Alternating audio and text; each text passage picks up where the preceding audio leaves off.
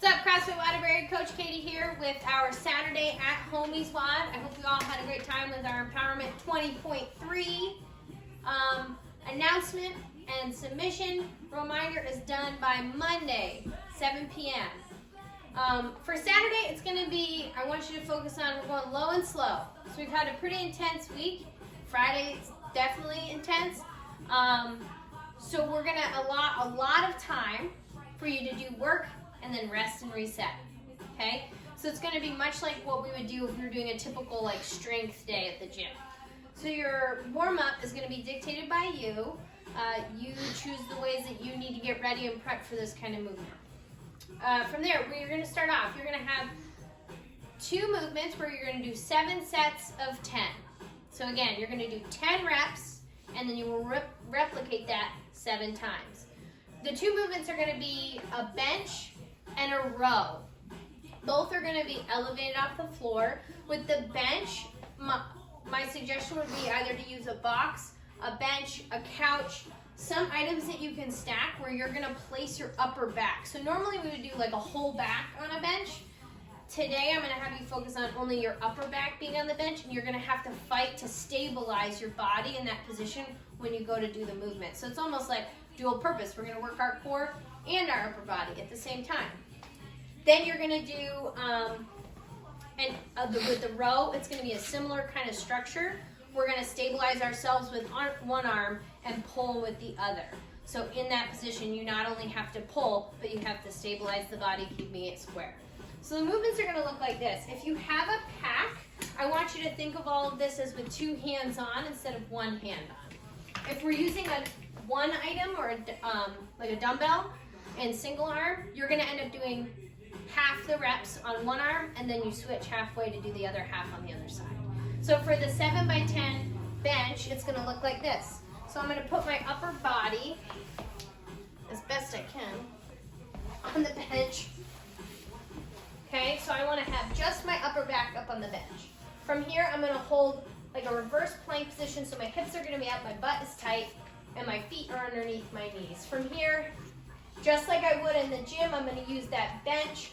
So I'm going to do 5 on one side, and I can actually feel like when I come down, my body's working hard to keep my hips and shoulders square, and then punch up. Then I'll do 5 on the other side. Okay, so that is your bench. So once I've done 10 of my bench, I'll do my row. So I can either, again, use items like this or continue to use this here. And the row is going to look like this. I'm going to do 5 on one side, 5 on the other. So you're going to find kind of an elevated plank using your other arm as your stabilizer. The other hand's going to be hanging down like this. And then I'm going to pull high to the top. I really want to think about pulling that elbow up, but keeping myself square. So I don't necessarily want to turn the torso as much as I'm doing. So I'm going to be here, pull for 5. Once I get to 5, I'll switch and do 5 more. So that's set 1 of 7. Then I will do that 6 more times. Do my bench, then my row, bench, row for 7 sets. The catch is that I've added in some core stability in between your sets. For the first one, so in between these, at sets 2, 4, and 7, you're going to do a hollow hold for 1 minute. So after I've done my second set of 10 and 10, I'm going to find the floor, think mini crunch with my upper body, squeeze my butt so heels and toes are together, and then arms up overhead or hands down at the quads for that hold, or you can pull the knees in for that kind of like mini boat position.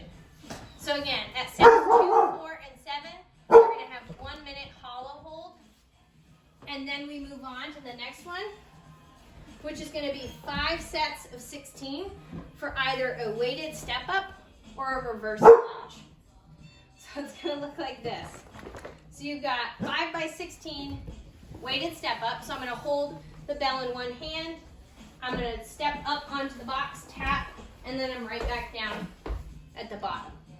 You choose how you're going to alternate feet through the 16 reps and alternate the load through the 16 reps. Okay? If you don't have something to step onto safely, you can turn it into a reverse lunge. So instead of having something to step onto, you can do the exact same thing, so weighted, and I'm just gonna step back, keeping my feet in that shoulder width, or excuse me, hip width position, and then I'll work through 16 alternating that way, okay? Your second movement for your 5x16 is a pistol. So a reminder for the pistol, it's a one-legged squat. If you want to weight it, that's up to you. You can make it a goblet pistol.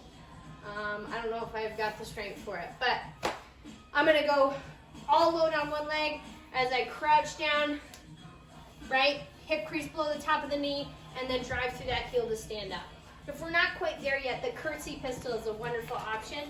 So I'm gonna take my supporting foot, place it right behind my working leg, and I squat, keeping my hips square. If that's too easy, put the toe behind the calf and squat like that, okay?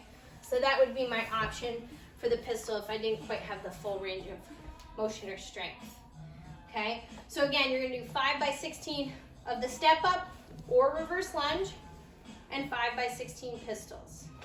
So again, you would do step up, pistols, next set. Step up, pistols, next set. The catch for this one is that sets 2 and 5, you're gonna do a 1-minute plank hold. So I'm gonna find the floor, either with my palms or my forearms. As long as I keep that butt in line with the shoulders, I'm holding that for 1 minute solid during 2 of the sets, or after 2 of the sets. And then your final strength piece is gonna be 3 sets of 10 on either an elevated pike push-up, or you can do 5 wall walks. So if you wanna if you've been wanting to do wall walks or handstand push-ups like that, you can sub out. Instead of doing 10, you would do 5, okay? So for the elevated pike push-up, it's gonna look like this.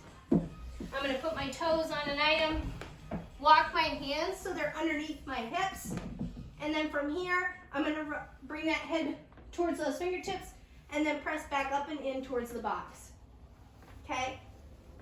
So I would do 10 of these, or I could opt to do 5 wall walks, where I'd start here in a prone position, press up, reach with those toes, walk into the wall, and then slide back down. Again, you can always scale that also to walking as far as you feel comfortable, and then walking back down, okay? Your second one is a single arm strict press. If you have a pack reminder, you're just gonna have 2 hands on instead of 1, but I'm gonna keep rib cage locked down, and I'm gonna punch straight up, and then right back down. Okay, so I'll do 5 on one arm, 5 on the other arm. Again, you'll do 10 pike push-ups, 10 strict press, or 5 wall walks, 10 strict push overheads. For strict press. I think I said it twice. For this one, you only have 1 piece that's extra in a hold, and it's at the very end, so you'll do 3 sets of these, reminder. At the end of your 3rd set, you have a 2-minute wall sit. Again, however you can hold on for 2 minutes. Try to work to keep your hands and arms off of your legs, but you're gonna wanna press that whole back up against the wall, look for that nice 90-degree angle, and hold for 2 minutes, okay? If you wanna make it cumulative, perfect, that's a great idea.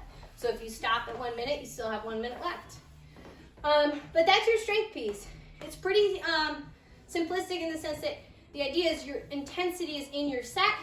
You should then be resting a little bit before you hit the next set, along with your core kind of plank holds that we have going on through your sets. Our little cash out thing is just kind of for fun. So we do have a 4-minute AMRAP to finish up the day, where you're gonna do 15 tuck jumps and a 10-foot bear crawl. So that would look like this.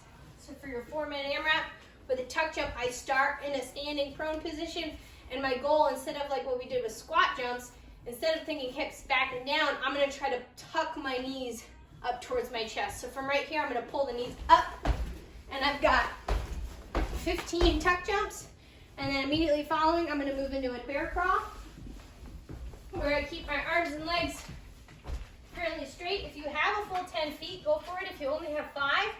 5 out, 5 back, and then 15 more tuck jumps. So it's a quick little burner AMRAP to finish up our strength piece. Should be fun. We haven't done a strength piece like this in a while, so make sure you focus on the work that you're doing and keeping the body nice and tight. That's it for Saturday. Make sure to like and subscribe on YouTube, #@HOMies, and have a wonderful weekend.